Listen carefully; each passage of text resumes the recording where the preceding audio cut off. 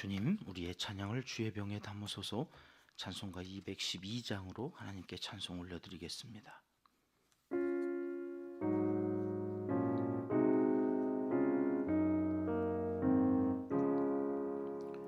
겸손히 주를 섬길 때 괴로운 일이 많으나 구주여 내게 힘주사 잘 감당하게 하소서. 인자 한 말을 가지고 사람을 감화시키며 갈 길을 잃은 무리를 잘 인도하게 하소서. 구주의 귀한 인내를 깨달아 알게 하시고 굳건한 믿음 주셔서 늘 승리하게 하소서. 장래의 영광 비추사 소망이 되게 하시며 구주와 함께 살면서 참 평강 얻게 하소서.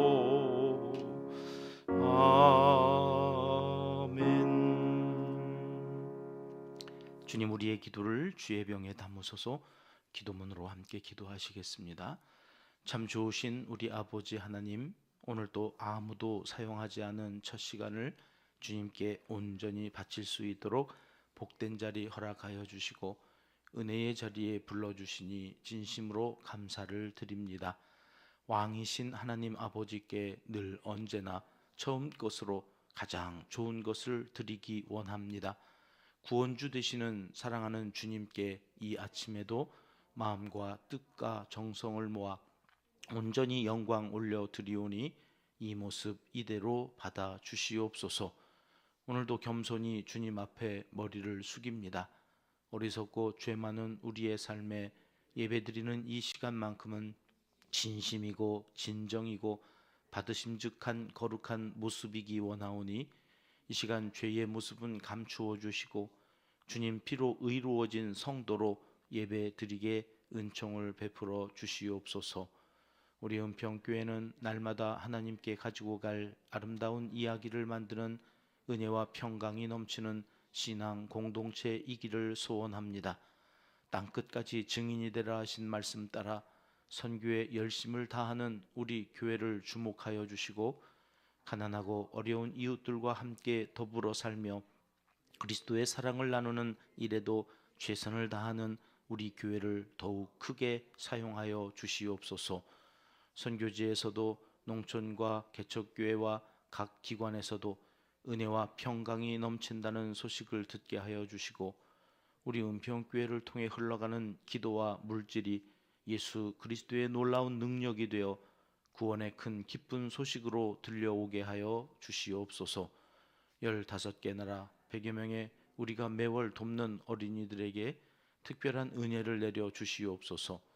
물질도 필요한 만큼 채워주시되 영의 양식이 부족하지 않도록 성령께서 그 아이의 가정에 복음을 심게 하사 영혼이 모두 구원 얻는 복을 더하여 주시옵소서.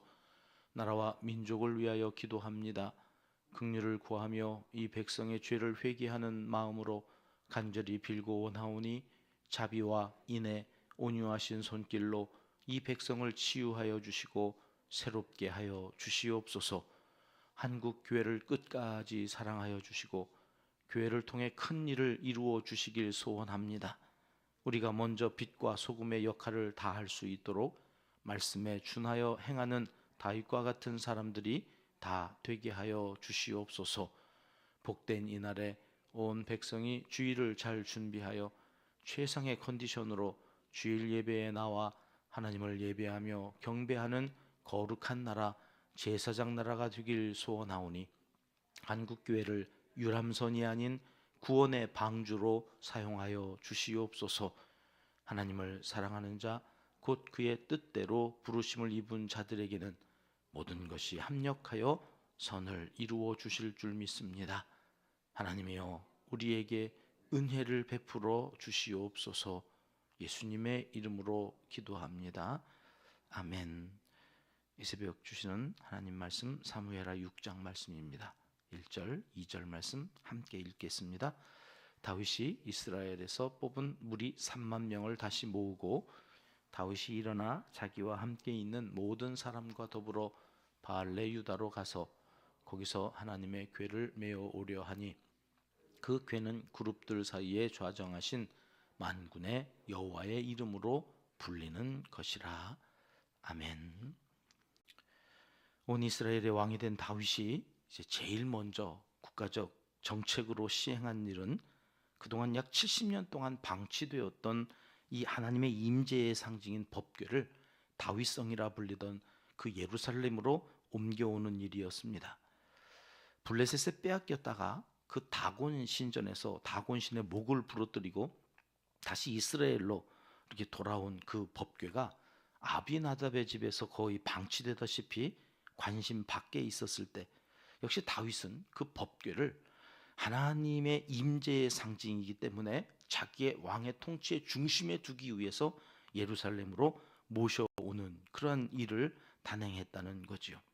하나님의 왕 되심을 내가 왕이 된 것이 아니라 하나님이 이 이스라엘의 왕이 된 것을 온 천하에 선포하고 싶었을 것입니다. 그래서 오늘 1절 말씀 함께 읽었는데 무려 3만 명을 동원했다고 그러죠. 이 3만 명도 그냥 동원한 게 아니라 아무나 데리고 간 게 아니에요. 뽑았다고 그랬습니다. 뽑았다고. 거룩하고 법궤를 모시기에 합당한 사람들을 뽑았어요. 그렇게 3만 명을 모은 거예요. 그들과 함께 바알레 유다. 바알레 유다는 사무엘상 그 7장에 보면 여기가 기럇 여아림인데 7장 1절 2절 말씀을 같이 한번 보겠습니다. 같이 읽죠. 기럇 여아림 사람들이 와서 여호와의 궤를 옮겨 산에 사는 아비나답의 집에 들여놓고 그의 아들 엘리아사를 거룩하게 구별하여 여호와의 궤를 지키게 하였더니 궤가 기럇 여아림에 들어간 날부터 20년 동안 오래 있은지라. 이스라엘 온 족속이 여호와를 사모하니라. 시간이 흘러 이스라엘은 이곳을 기럇 여아림이라고 부르지 않고 바알레 유다 이렇게 부르게 된 거죠. 그래서 오늘 본문 2절 말씀 같이 보겠습니다. 시작.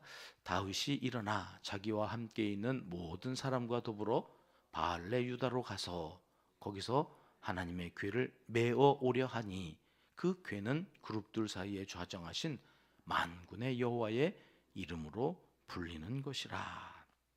이때만 해도 다음 장 넘겨주시면 다윗은 하나님의 궤를 어떻게 가져오려고 그랬어요? 메어오려고 그랬단 말이죠. 하나님의 법궤를 메어오려고 갔어요. 왜요? 하나님께서 이 법궤는 메어 옮기라고 그랬거든요. 운반할 때 반드시 어깨에 메라. 민수기로 한번 가보실까요? 고핫 자손에게 특별히 이 임무를 맡기셨는데 7장 9절 말씀 같이 읽겠습니다. 시작. 고핫 자손에게는 주지 아니하였으니 그들의 성소의 직임은 그 어깨로 메는 일을 하는 까닭이었더라. 아론의 세 아들 가운데 게르손하고 무라리에게는 소도 주고 수레도 주셨어요. 성물들을 소가 끄는 수레에다가 다 싣고 옮기도록 하셨는데 지금 여기 고핫 자손에게는 주지 아니했다는 거예요. 왜요? 그들은 어깨로 메는 일을 해야 하는데 그 어깨로 메는 것이 법궤예요. 법궤. 그러니까 이 법궤는 그 어떤 방법으로도 옮기면 안 되고 하나님이 명하신 어깨에 메고 옮겼어야 되는 거죠. 수레에 싣고 그 수레로 옮기는 것은 이방 신상을 옮기는 이방인들의 제사 방법이에요.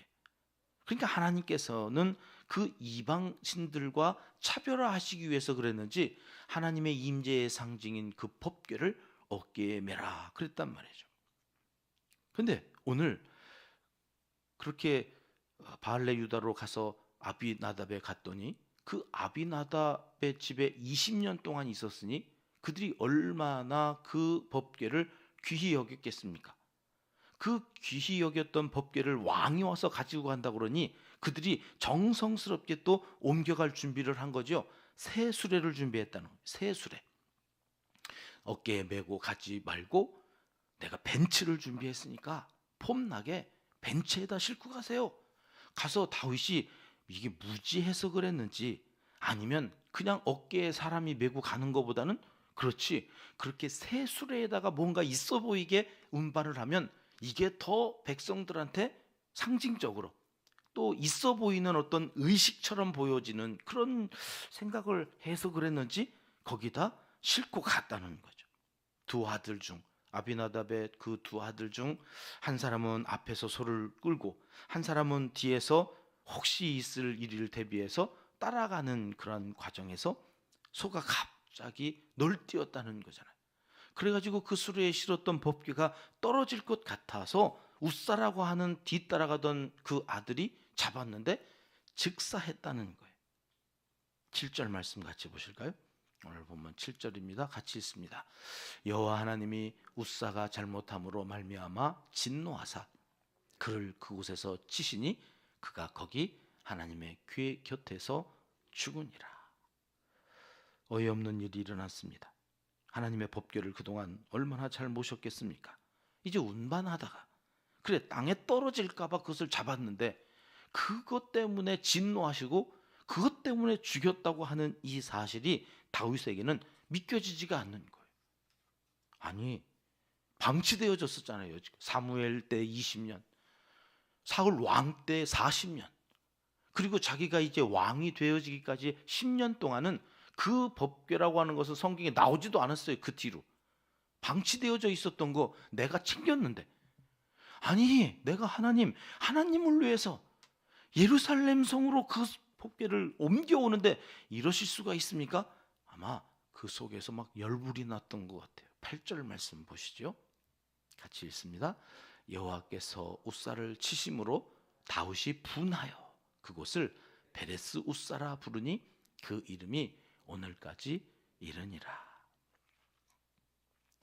여러분이라면 어떻게 하셨을까요? 법궤가 떨어질 것 같아. 아니 떨어지면 안 되는 법궤잖아요. 잡아요. 그냥 내비둬요. 예?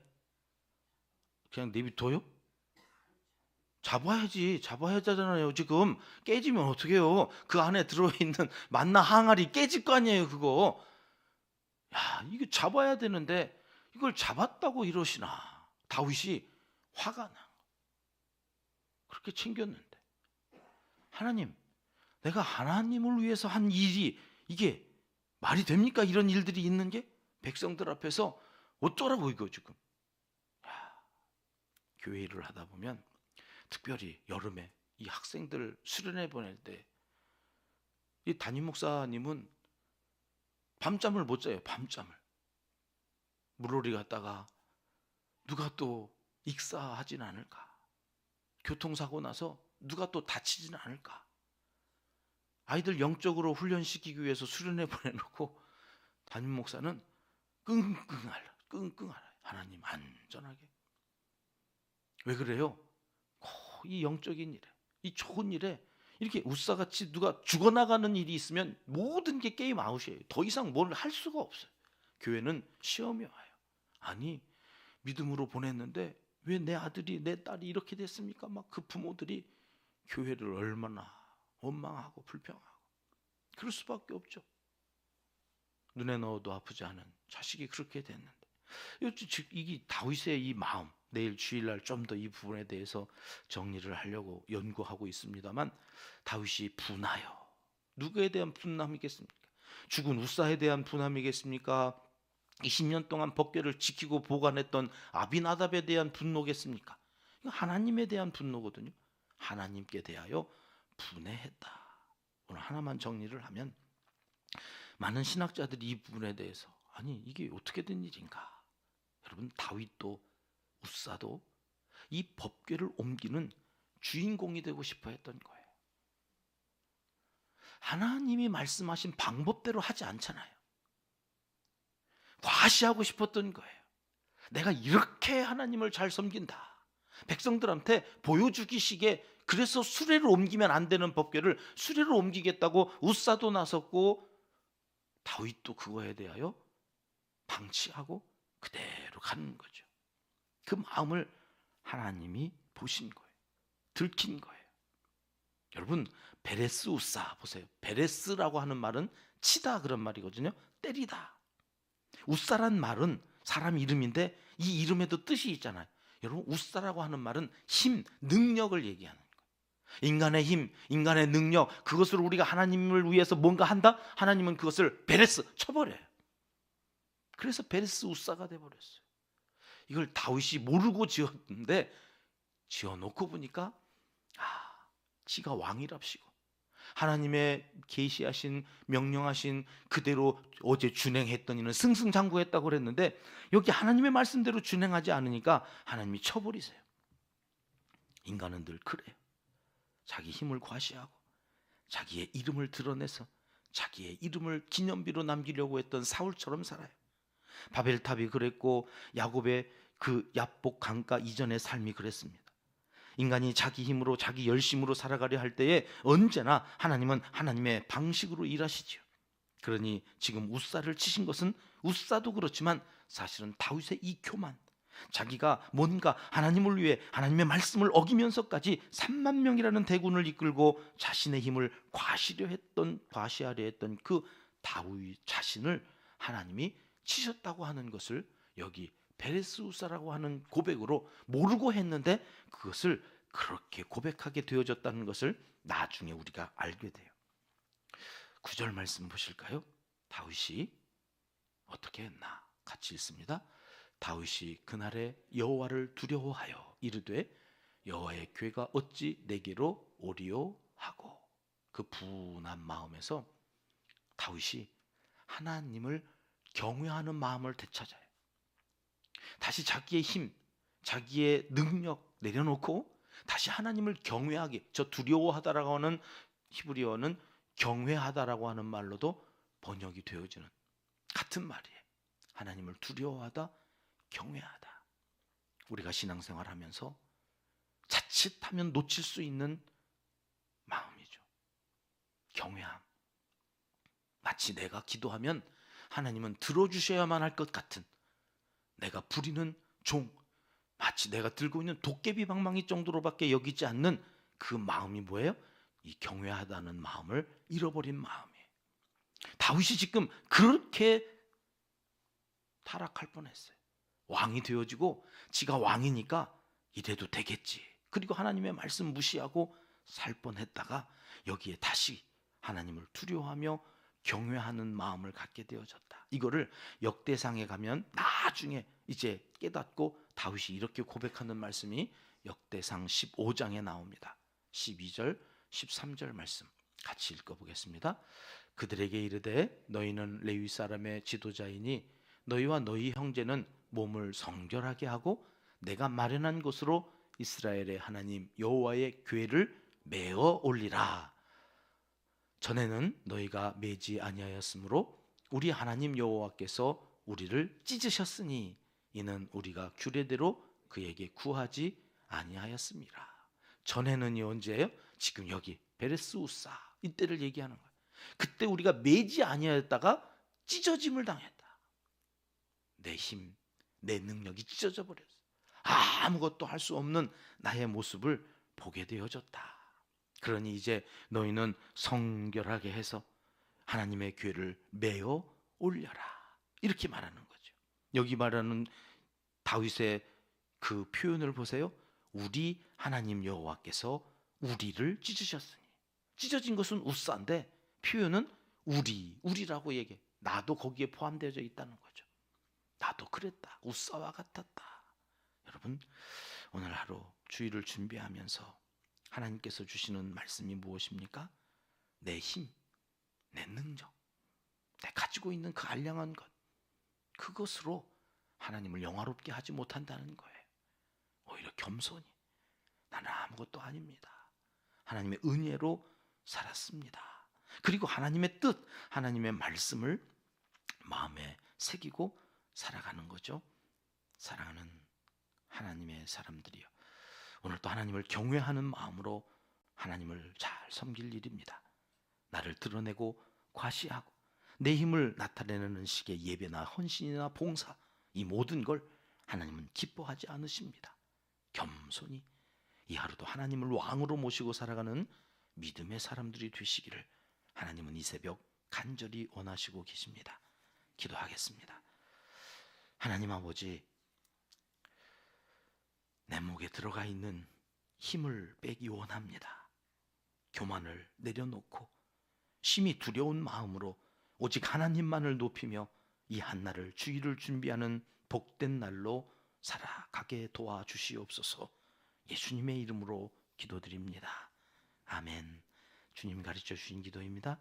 하늘에 계신 우리 아버지, 아버지의 이름을 거룩하게 하시며 아버지의 나라가 오게 하시며 아버지의 뜻이 하늘에서와 같이 땅에서도 이루어지게 하소서.